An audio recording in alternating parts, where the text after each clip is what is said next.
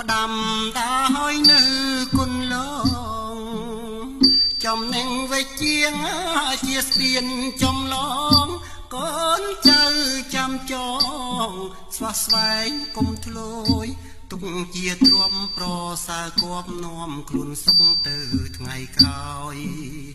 ឪពុកគ្មានអ្វីទុកឲ្យកូនឡើយគឺពីងមីងហើ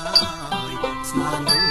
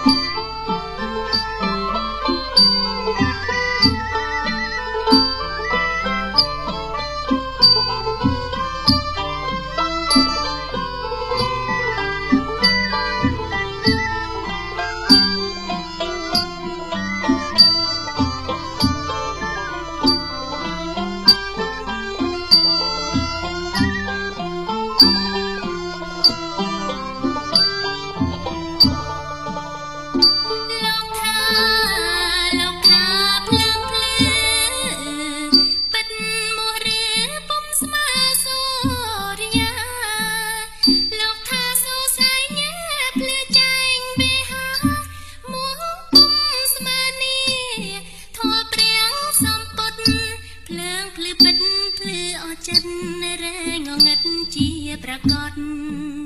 ព្រះសោភ្លឺឡើងថ្លុំថ្កើងបរិសុទ្ធគង់អង្គស្ដងគុតពងយល់